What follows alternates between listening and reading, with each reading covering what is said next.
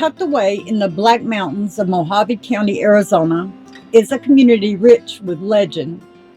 The town was named for Olive Oatman and her family, who were victims of the Oatman Massacre in 1851, and it came to life in the following decades as prospectors discovered gold, ore, and other valuable resources in the land.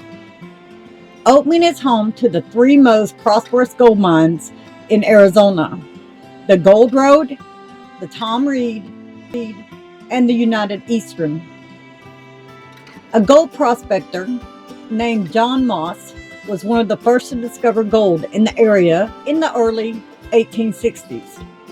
But it wasn't until the 1900s that Oatman really boomed. A hotel and post office were built in 1902 and 1906 respectively, securing Oatman's status as an official town.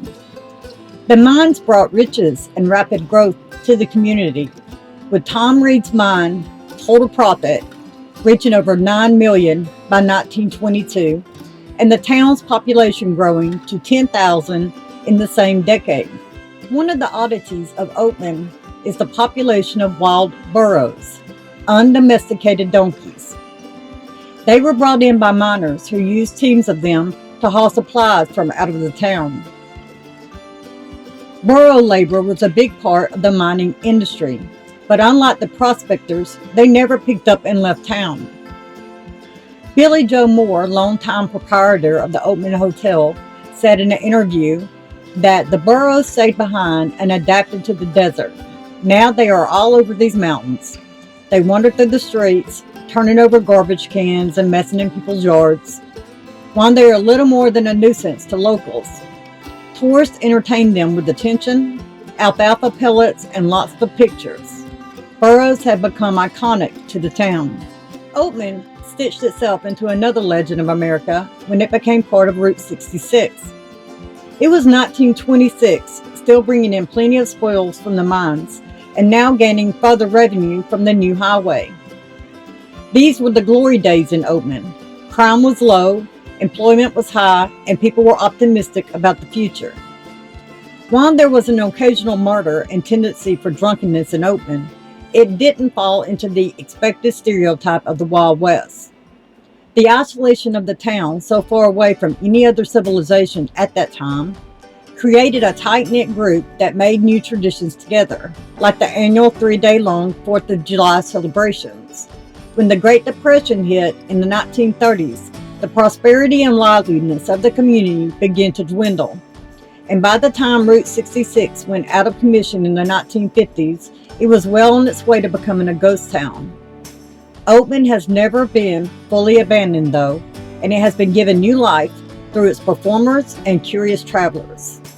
Oatman Cemetery and the Oatman Massacre Cemetery are both deeply tied to the history of Arizona's rugged frontier and tragic events that shaped it. The Oatman Cemetery is located in Oatman, Arizona, a town that thrived during the gold rush era. Oatman was once a big, booming mining town with gold discoveries fueling its rapid growth in the early 1900s. The cemetery serves as a final resting place for many miners and residents who lived through the town's highs and lows. As the gold industry declined, Oatman became a ghost town, but the cemetery remains a historical landmark, preserving the memory of those who contributed to its legacy. Moving from Oatman Cemetery to Oatman Massacre Cemetery.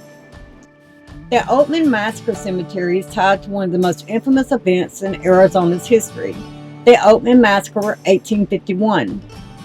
The Oatman family, traveling westward in search of a new life, was attacked by a group of Native Americans near the Gila River. Royce and Mary Ann Oatman, along with the 4 of their children, were killed. Their son Lorenzo was left for dead but survived, while daughters Olive and Mary Ann were taken captive.